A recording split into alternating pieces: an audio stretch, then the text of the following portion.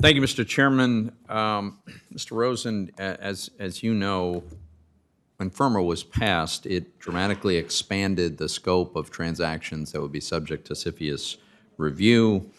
And CFIUS seems to have stepped up and significantly increased the volume of transaction that it has looked at, evaluated, many under the declaration process, which is the faster process of getting to an approval.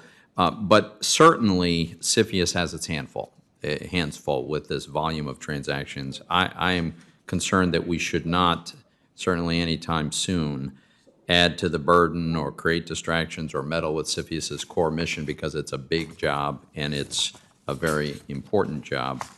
I guess I'd like to get your perspective on how you think about the specific national security threats that arise from China in particular when it comes to acquiring American technology. So briefly, your assessment of the nature of this threat, how serious is it, and how do you view how CFIUS is currently managing that? Senator, thank you for that question and for raising this critical issue.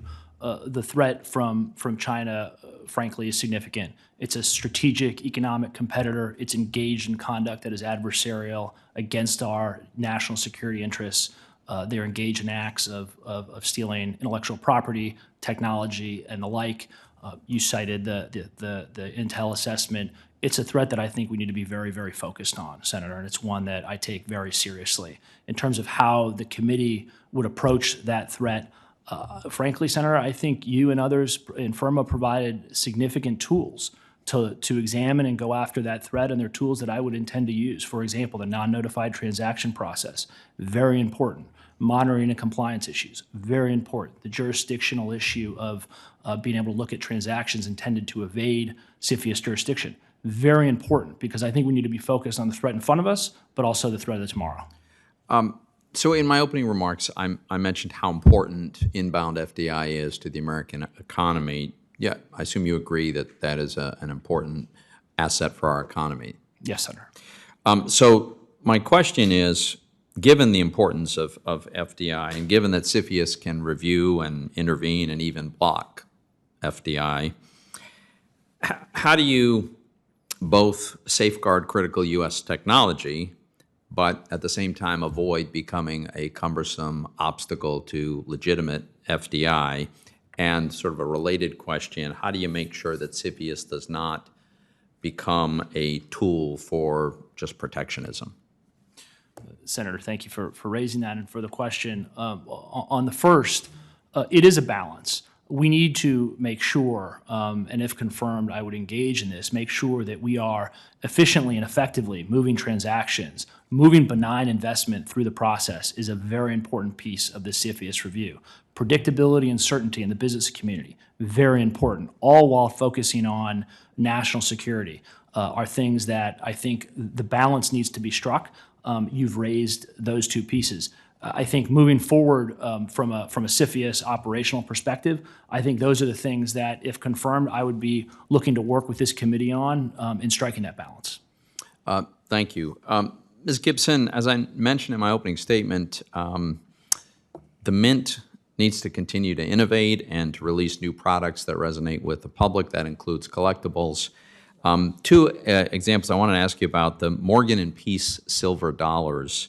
My understanding is that in 2021, the Mint released popular new versions of each of these coins, and they sold out within minutes.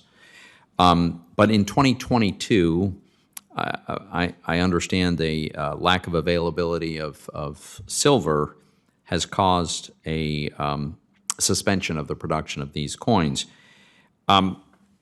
I've been approached by stakeholders who are very concerned that if we skip a year's production, 2022, and wait until 2023 to resume production, that that'll have an adverse negative impact on the attractiveness of this series, the value of these coins.